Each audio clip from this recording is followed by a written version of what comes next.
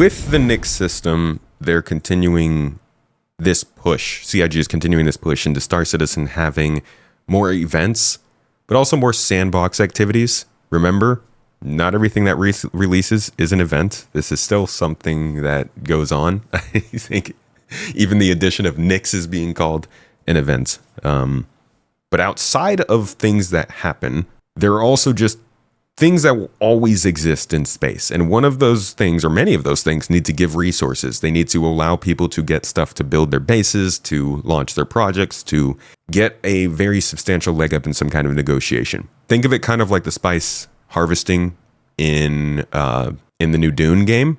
This is meant to be a chance for a large group, or maybe a couple people who team up, to go in and lock a space down, secure it, and then get the goods. Think of it as half orbit on a very large scale, based in space and based on spaceship gameplay. Here's a look at RockCracker. At the start of the show, we said we was going to build out the Nix system right in front of you after 4.4 launches next month, and why we want to keep as much of what we're doing behind closed doors so you can discover it for yourself, in-game and on your own. We still are excited to share with you a brief look at one of our up-and-coming locations we're calling RockCracker. This is a very cool picture. I keep using this picture because it is very cool. Okay, so RockCracker, Jared, is our internal name. RockCracker is where you have to crack a rock. It's a big rock. You want more? So way out into the Kiga Belt, you'll find these old QV breaker stations.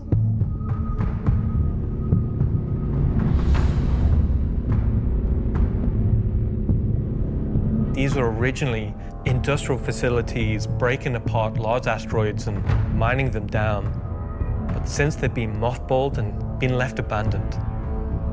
So you're going to have to find your way inside and thinking about how do we bring this facility back to life. It's not just about flipping a switch. As you bring these stations back to life, you'll be lighting the beacon and calling attention to these long forgotten places.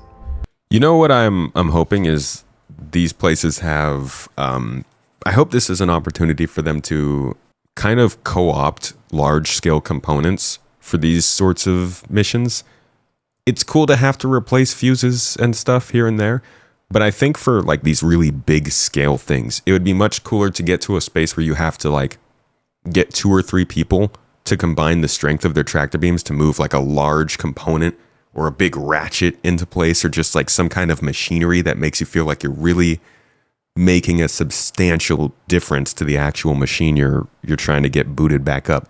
Because it's like, this thing's massive, this huge freaking laser that circles an asteroid, and then you go in there and you drop in a fuse and you're like, okay, light it up. Left abandoned. How do we bring this facility back to life? It's not just about flipping a switch. As you bring these stations back to life, you'll be lighting the beacon and calling attention to these long forgotten places.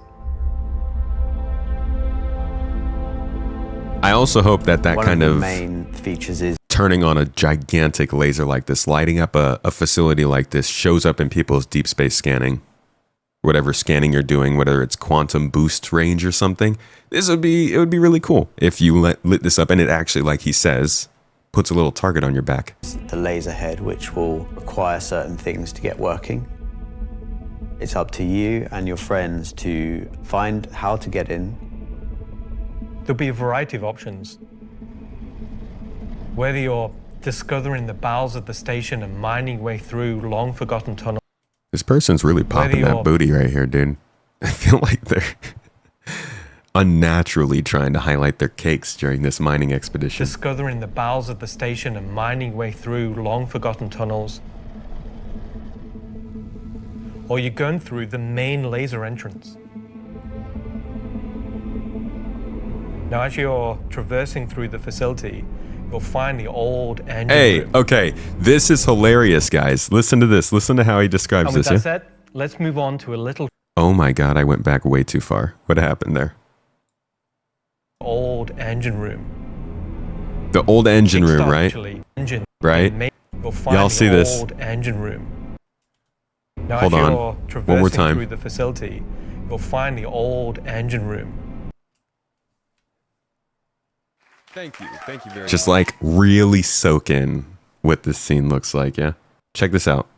Look what we've got here. Hold on, can I actually pull it up? This might take awkwardly longer than I thought it would.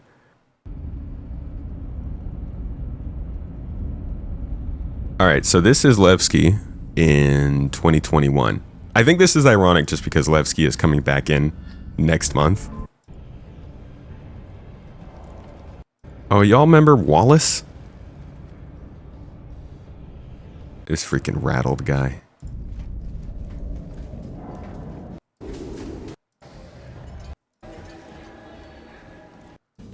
Gonna get there eventually. Here we go. Here we go. We're getting there. Yeah. Look at this. Go away. That's the same thing. No? Now, as you're traversing through the facility, That's the same. They just moved this from one place and next to the other, yeah? you'll find the old engine room. It's like, it's even the got that same kind of cave feel. Like, this is the same walkway. Yeah, they're using the assets. And I'm wondering if this is basically just going to be gone from Levski now. They just took it out of the landing zone.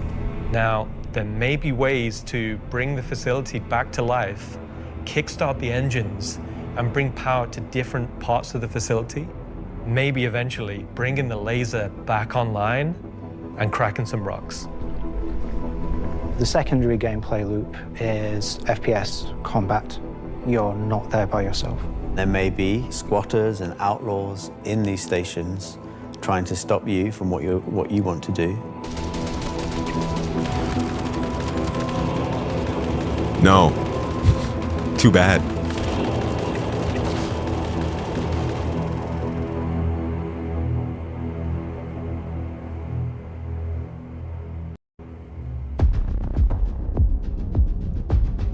Levski was removed from the PU in 2021. So you found these old facilities, you've brought them back to life.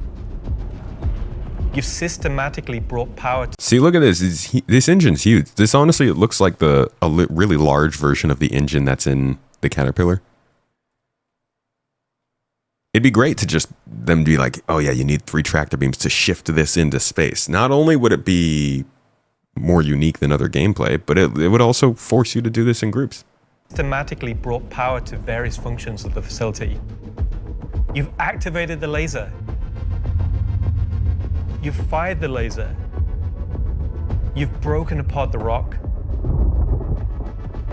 And then you'll be able to fly your ship inside and see what's there. I honestly thought that the laser would rotate and just shear the entire rock in half, which arguably would be cooler, but maybe less replaceable. And then you'll be able to fly your ship inside and see what's there. So you fly a ship into an asteroid. Yeah. You just get into your ship and fly in and start searching around and trying to find the pieces that you want to mine. Here's another shot where they show somebody mining from a very large deposit. I know it's concept art, man, and like the concept artists aren't really paying attention to the game exactly. Oh, but I wish that we could just see this and be like, oh, that's what we're going to be doing for mining. You can't. They said there's updates coming to mining, so my fingers are crossed harder than a pretzel in desert Death Valley. Do pretzels curl more when they're hot? My fingers are crossed more than pretzels. We'll just stick with that. That this is true. That this is actually what's going to happen. But I don't know. I'm really excited about RockCracker because it's a sandbox activity. You can kind of go to these whenever you want to. This content is for players who enjoy mining, who enjoy exploration, investigation, and don't mind a little bit of FPS content while they're there.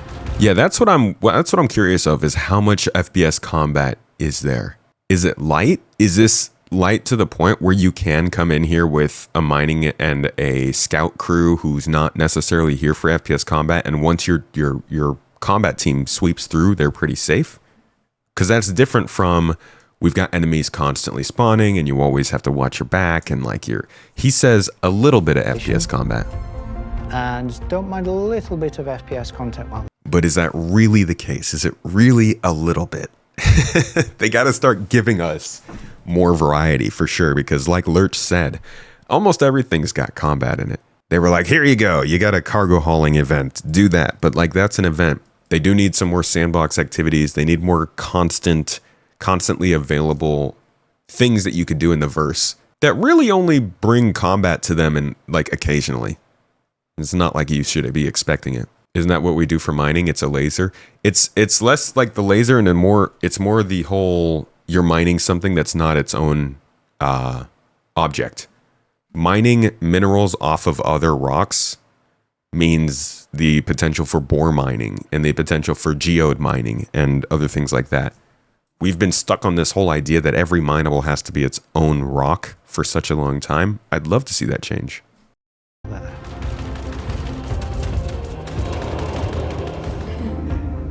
It will be very new experience compared to any other asteroids, because this one, kind of like Alan and mine, will crack open and show its secret. And one presumes you can make a decent amount of scratch on an asteroid that's big enough you fly your spaceship into it. It wouldn't be worth doing if you couldn't make a good amount of coin. Yeah. Making promises for the econ team. Yeah. They've got to balance it. It's for people who want a lot. Dude, it almost gives me a headache how much potential there is for the release of Nyx. For them to just go all in on industrial expectations, on building value in Nyx, building money sinks and sources in Stanton, and building a cross-system economy. Putting in these types of events and sandboxes that naturally lead to players mining and needing to put it somewhere, and then coming up with deterrents to make players want to cache their stuff at Levski first. They have to come up with, whether it's danger in the Nyx system, whether it's the fact that you do have to cross through another star system to get to Nyx, whatever it might be, they have to come up with a reason to get people to do these kinds of things and then stash their stuff at Levski. Because once you can force people to retrieve but store commodities, now you can have a lot of fun in the process of getting them to move those commodities, creating the cargo routes between Levski and Area 18 or Lorville, forcing player groups to figure out what their solutions for security and logistics are in those cases. I really, really hope that the econ team is all over that, headed into this new system. Of minerals. When crafting comes in, when all the other mechanics and features that we want in the game for 1.0 come in, it will be a place where like an organization or a group of like 5-6 people could come and just get a monumental amount of minerals. So that's a look at some of what's coming over the next 12 months. In addition to what we've shown, there'll be new mission packs tailored to the People's Alliance and their struggles. There'll be events that invest you into the evolving storyline of all three systems we'll have in the game.